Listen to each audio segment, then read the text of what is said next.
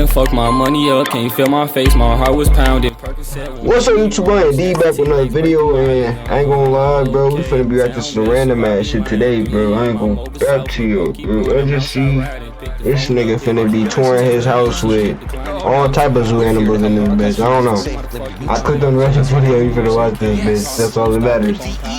So this is my office. It's a converted garage. You probably recognize it from the very many YouTube videos that we filmed right there with that as the background. As I said, lots of tanks. You may have seen my fish tank before. These are not rescues. I'm not gonna lie and pretend they are. These are fish that I've collected from various pet stores and shows, and a lot have been given to me at various times, and I just adore keeping fish. So I've built what I think is the perfect tank. Bro, this nigga got too many animals, the variety man. of oddballs in here. There's a couple beautiful angels. Okay, do it. That koi angel right there, an archer fish, which is Rhodes' absolute favorite. The fire eel, who I adore. There's a freshwater moray, a tiger moray. See him in there.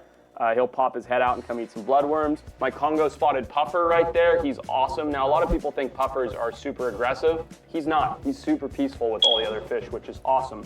The black ghost clown knife fish, he's Rhodes' favorite fish in the tank. African butterfly fish, I mean, there's just a ton of stuff. Rainbow fish, the mono argentus, those guys, they're kind of fin nippy. As you can see on the rainbow fish, they've been nipping the fins lately, so I'm trying to feed them more and more so they stop doing that, the roseline shark. And what's funny is, when I put up an Instagram short talking about this, everybody was like, those fish are gonna be so not everybody, but there are critics, you know, people who do arguably know way more than I do about freshwater fish keeping, being like, you can't keep those variety of fish together, they're gonna be so unhealthy, they're all gonna die. Here they are, looking really healthy and all living together. So I don't know, maybe it's because we do a lot of regular water changes, or because we keep it clean, or because Fly here doesn't let anything Oh, that water is clean as hell, though. Algae pellet, but I adore my corner tank. Oh, I've got my Peterson's elephant nose. I forgot about him. He's in the back. He'll come out. What a big I shit just love at? having a fish tank. It's the most zen thing in the back part of my office. What a big Speaking of shit my at? office, I don't think I went over this last time. If I went over every single item here, we'd be here for days, but these are some of my greatest trophies from around the world. So the snail shell, monkey bone, beeswax pipe that I had the shaman blow stuff up my nose on that Extinctor Alive when I was in Rio Apiporus. Giant Olympus, piranha jaws. I ate that piranha, caught that in the Amazon. Some cool stuff like this megalodon tooth knife that was made for me out of a giant megalodon tooth. The biggest tuna I ever got. Nah, I'm not. Scales from Mysterious I need to have more like this shit. Replicas of things. Oh, this is really cool. It's a round of wood that has live termites in it. And in fact, I'll give it a little water while we're hanging out here. But all you have to do to maintain it is give them fresh, clean water. And as the water soaks into the wood, the termite colony lives here. So it's just this termitat. You can see the water going in, soaking the wood there. They get all excited. They start vibrating their butts, the little termites. That's saying it's raining. And it's just this really, really cool thing that's a living piece of art where I don't have to do anything but add a little bit of water here and there. This just lives against my wall with all of my other things, including my most prized possession in life, which is this right here. You've probably heard me talk about it before, but this is my elephant egg from Madagascar. It's reconstructed. Obviously, it's not perfect. Oh, I was finna, what? It is nonetheless a real. That's a fat ass egg. Probably my most prized possession. You guys know how much I love extinct animal stuff, so having that in my collection is awesome. That's a rhea egg from Blake's. That's an ostrich egg from Zimbabwe. Right here is my most special turtle tank. In case you couldn't tell, I love freshwater turtles. And this has a whole bunch of different animals, some really cool ones like this, which is an Indian black spotted pond turtle. Some incredible creatures like one of the Australian snake neck species, like this guy right here. Neck long in a bitch. But I'll never put him outside in case anything happens to him. He's too precious. This is Podocnemus uniphilus, an Amazon yellow-headed river turtle. And they all live in this big tank, and the tank itself is probably the most fun story. There was a Petco closing down in Santa Barbara, and I went in there, and they're like, we're liquidating everything has to go. And I was like, everything? Well, how about this amazing like built-in turtle setup? There was a lady there and she was a manager. And she's like, well, I don't know if we could sell that. I was like, I'll give you $200 for it. She's like, yeah, $200 sounds good. And I grabbed two guys that were in the Carl's Jr. next door and we loaded it into my truck and brought it here. And it's really cool because it's got all the built-in filtration, all of the various switches and things. And there's a little bit of algae growth right now because I probably don't have a Clostomus in there because one of the turtles probably killed him, but love this turtle tank. A couple other specialty turtles right here, including my vampire musk turtle. He's super aggressive and gnarly, but I do love him. And this guy right here, Indian flap-shell turtle, he was a rescue. The back of his shell was all beat up when I got him, but we brought him back to health. But because of that, I don't keep him with any other turtles because I don't want him to get any more injured. So let me go show you some more. I still have so many fish, reptiles, and other weird animals to show you. But as it's midsummer here in Santa Barbara, We happen to be hatching new chicks, so my kids are always in here. Hey, buddy. He got, As you can he see, got we have a animals bunch of new everywhere in chicks his, here. So his house. That's a Sultan crossed with a Silky. So this is a Sultan crossed with a Silky. Who's the black one? This is crossed with a Seabright and the Silky. And so what's cool is, you know, we do, as I put on social media a few times, have a big problem with the bear here coming in and killing a few chickens. Bobcat breaks in at least a couple times a year and gets a few chickens, but my son is so good with the chickens and his little brother is becoming even better. And then you come and sit with them every morning after you get out of bed, right? Yeah. Look, Reddy's showing you his chick here too. But it's crazy because they hatch them out of the incubator here, they grow them up in these boxes here in the laundry room, and they imprint on the kids. And so these chickens grow up thinking that the kids are their moms. And then look in the box here, we'll put these two silky hybrid things away, and under the incubator here, there's a baby guinea fowl. So check this guy out. He's super fast, super zippy, but doesn't look anything like the chickens. So he's got little orange feet, stripy head, super noisy little guinea fowl. He's screaming. His name is Racing Stripe. So we're gonna put Racing Stripe back and head out and we'll Okay, see some of the back. other animals and end up with the big chickens outside. Okay, buddy, you and your brother keep playing with your chicks and then meet me outside, okay? Okay. All right, bye, buddy. Bye, Reddy. Bye, Dad. and before I show you the rest of my animals, you need to check out one of the new projects I've been working on. All right, so over here, we have one of our 2 patio ponds from Aquascape. I was very lucky because Greg Whitstock, shout out Greg, he gave me 2 of these before they even released them. So we've had fun with these. As you can see, we have the turtle spitter here. We got a piece of driftwood we found on the beach. And I actually threw heaters in these, so you end up with a bunch of tropical fish. So here we have platies, mollies, golden barbs, tinfoil barbs, swordtails, rosy barbs, and it's made for like a very eclectic, very beautiful mix of fish in this little bowl, which is right outside of the dining room on this side, which is cool. To show you how happy these fish are, check this out. So you can see here, there are some of these platies, the black and white sailfin platies, and because this is heated, they've been breeding, and look here. This little minnow tank right here, or this little brooder tank, those are all babies that we've scooped out, and some of them we haven't even found, like this guy right here, see that little guy? So there are babies that are not being found that are just reproducing in here, but it's such a cool little colorful bowl, and now I'm not even sure what we're gonna do with all these babies that we're having. Maybe we'll end up putting them in the other pond, or they might end up being turtle food, so Keep 'em. we'll leave that, lots more to see. So as you come up here, it's kind of sad because we're at the end of summer now. It's the driest time of the year, but still kind of cool. Got a little home-built greenhouse here, which is all full of tropical plants, which is just a little hobby. Where our dear Pig Buttons used to live. I think she was in the old tour. I think that was before she passed away of cancer. And all of the chickens, who we'll start letting out in a half second here, as well as the guinea fowls, as well as the peacocks. But our 2 funniest residents are these guys right here. The meat This nigga got family donkeys, is bro. finally a member. Meat Yo. Hi, Donk. So this is Donkey and Felice. Now, they each have their own pretty funny story. So I think I told the story of how we got Felice, where it was driving back from the in-laws from San Francisco day before Christmas, and I pulled over at this kind of abandoned petting zoo, and this little fatty right here, Felice was buried up to here in mud and looking so miserable. So I grabbed him, put him in the bed of my truck, and brought him right home. I'm not actually putting my weight on him, but he's such a sweetheart. And then Donkey over here lost his mate and was, quote, dying of a broken heart when we rescued him from Santa Ynez, and these 2 have been inseparable. They're never more than like 6 feet Like, apart nigga, from get each a hold other, of me. and they've been here for over 10 years. Donkey, show off your pretty face, come. Donkey's got such a sweet face, but just like in Shrek, he's such a donkey. He's so stubborn and difficult, and just such a donkey. But he's got the sweetest little lips. Look at little donkey. How sweet are those? That's Felice and Donkey Rhodes. Come here, bud. And here comes my son to do the chickens. So he's the chicken king. All right, so as they come out, I want you to tell us the different kinds of chickens, okay? Okay. As they run out. Ready? You gotta be rapid fire. Okay. All right, these are all home-built chicken coops, by the way, so forgive No, us. it's not. Okay, Barred Rock, Naked Neck. Naked Neck is this These are Americanas, right? Come on, chickies. So we get fresh eggs every single day, and Rhodes' job is taking care of the chickens. As you can see, there is no shortage of animals here, which means there's no shortage of eggs. Various different enclosures, kind of like our turtle tanks. We get the bigger chickens here, the little chickens here. Grab your favorite one, bud. You can see all over, we have all these proximity alarms. They go off at night, these lights, everything to try and keep the bears out. Everything's been double reinforced. Yeah, flowers and plants everywhere. When the bear decides he wants a chicken, it is very, very hard to stop him. So here we have a silky. That's Salty. A salty. That's the dad of the dark one and the palest one. Yep. And this is the mom to the palest one. So that's our silky rooster, and that's the mom. All and then these are, what are these little ones? This is the mom of the dark one.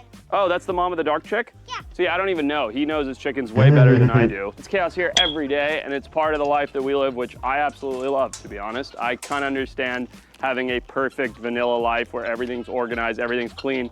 There is constantly chicken poop on the bottom of our shoes. There's constantly a sick animal to amend, and it's a great life, and you teach, you know, he's 5, and look at how skilled he is with these things already. Rhodes, catch your favorite big chicken. Hey! All